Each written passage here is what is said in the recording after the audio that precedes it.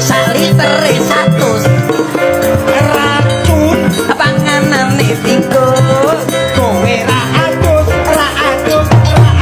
kita itu anak wedhus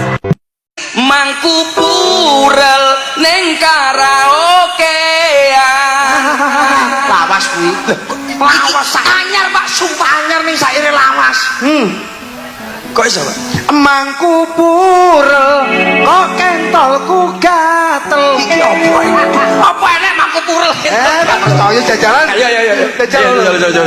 coba mangku purel kok kentolku gatel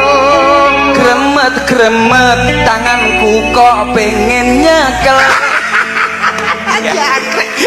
ya tak gekek kewan sing paling cilik sak donya iki kewan apa jal ayo ngomong anake tengu Ndang ayo wis ngomong sembarang wedhus kalah tumo ngomong tumone tumono ya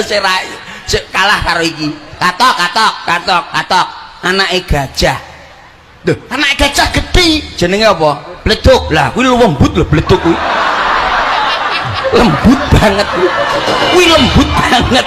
jenenge bleduk ki lho kowe ki wasi angel kudu duwe jati diri kudu duwe piandel kudu kendel kendelmu kalah karo kewan lah kok iso kewan paling kendel dhewe apa ora anu Pak apa ki jenenge tikus Pak salah bajul salah bapake bajul salah bae salah wis kuwendel lho ki ndure bajul ora iso bajul iki karo nelayan wedi kewan paling kendel ya apa Pak kewan paling kendel dunyoe tumo lah apa enek untumoe cuwilik iso tapi paling kendel lah kok iso tumoe wani ngidek-ngidek ndase marang tuamu lho what kowe apa wani ngidek-ngidek ndase marang tuamu oh iya rawani rawani kowe berarti kewan paling kendel tumo malah wong wedok ngene Pak Eko. Piye? Sekarang tuh zaman tuh kadang-kadang sulit. Wong wedok kita ngitung sih digolek dudu bojone. Lah terus HP. Wong lanang ya ngono sih digolek ya HP.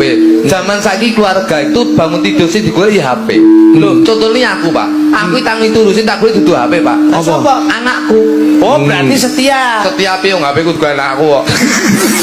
oh aku jarene sapa wong gawe seneng mesti mlebu swarga jarene sapa sing ngomong aku para kiai dawuh gawe senenge wong gawe legane wong kuwi termasuk sedekah cadangane swarga kowe ngerti wong wedok jeneng Dung Banteng ning Doli Purel kuwi gawe senenge wong lanang tapi njajal mlebu swarga apa ora wis sampe mlebu swarga sesuk rasane ndian dadi Purel wae omonganmu kok ipo ngerti apa Pak wong adem iki manggone ning ndi adem ki manggone ya ning apa ning awak utawa ning ora iso adem ki manggone ning daerah anu apa ya ora iso